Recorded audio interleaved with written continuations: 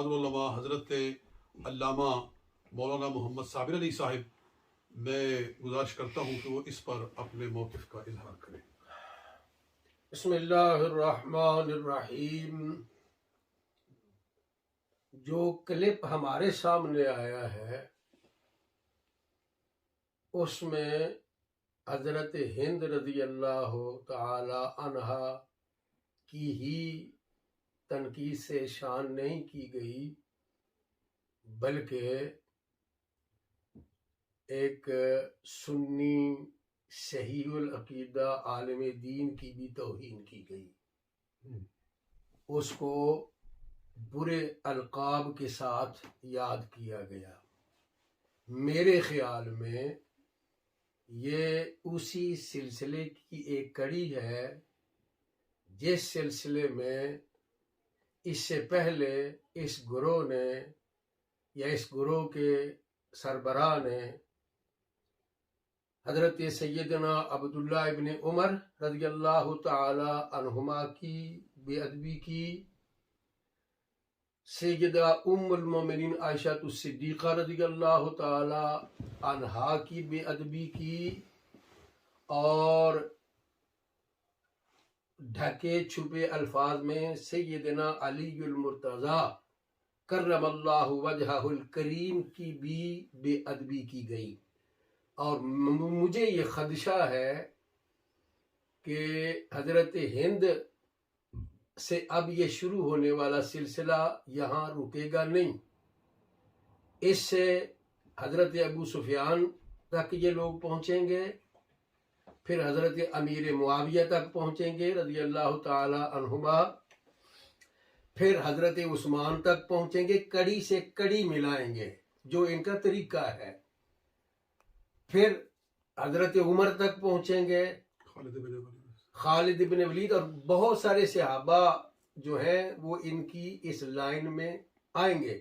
اور میں اس خدشے کا اظہار بھی کرنا چاہتا ہوں، چونکہ سیدنا عثمان غنی رضی اللہ تعالی عنہ کے نکاح میں یکے بعد دیگرے سرور عالم علیہ السلام کی دو صاحبزادیاں آئی تھیں، کہیں ان کے بارے میں بھی ان کے یہ الفاظ، ان کی دریدہ دہنی جو ہے وہ ہم لوگوں کو سننی نہ پڑ جائے۔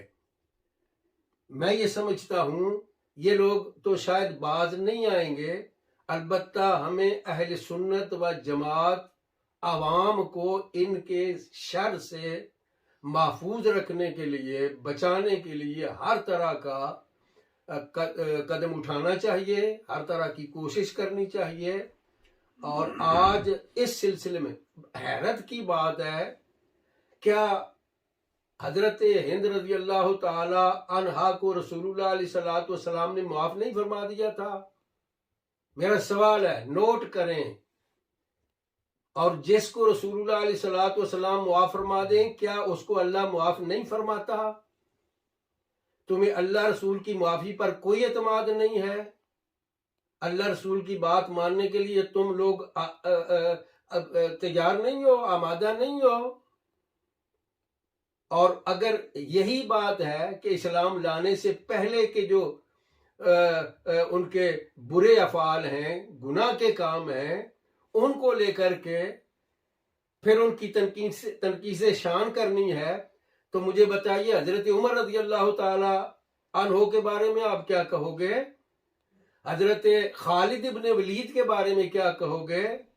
حضرت اکرمہ رضی اللہ تعالی عنہ ان کے بارے میں کیا کہو گے؟ عمر بن العاص، بہت سارے صحابہ ایسے ہیں کہ مسلمان ہونے سے پہلے انہوں نے بڑے بڑے ایسے کام کیے جو اسلام کے خلاف تھے، نبی کریم علیہ السلام کے لیے تکلیف کا باعث تھے، وہ تو بہت کچھ ہوا، مگر انہیں رسول اللہ علیہ السلام کا فرمان بالکل ہی فراموش کر دیا ان لوگوں نے۔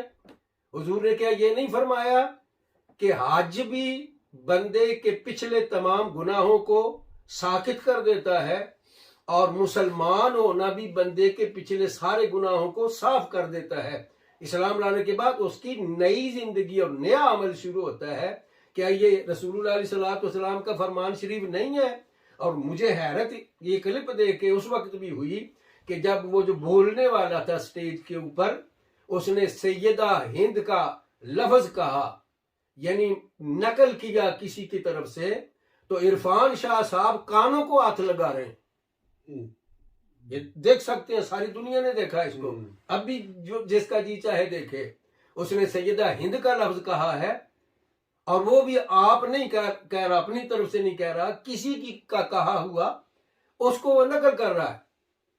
تو عرفان شاہ اس پر کانوں کو ہاتھ لگا رہے ہیں، اور پھر ان کے صاحبزادہ صاحب اس تنقیص پر، اس توہین پر، اس گستاخی پر اٹھ کے اس بولنے والے کو انعام دے رہے ہیں،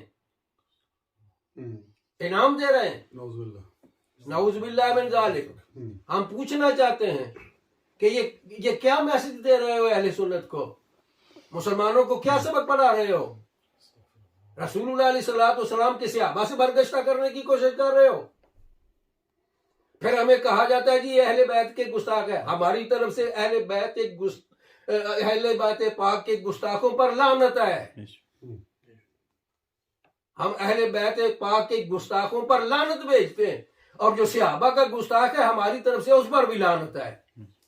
یہ غلط کہتے ہو تم، جھوٹ نہ بولو، ممبروں پر جھوٹ بولتے ہو، مسجدوں میں جھوٹ بولتے ہو، مجلسوں میں جھوٹ بولتے ہو۔ کوئی خدا کا خوف نہیں، مرنا نہیں ہے تم نے، حساب نہیں قبر میں دینا۔ میں انہی الفاظ پر اکتفا کرتا ہوں، اور اہل سنت کو پیغام دینا چاہتا ہوں کہ ان کی یہ اس قسم کی خرافات مت سنیں، اور سن لیں تو اس کو نظر انداز کریں، اگنور کریں، یہ سننے کے قابل نہیں ہے۔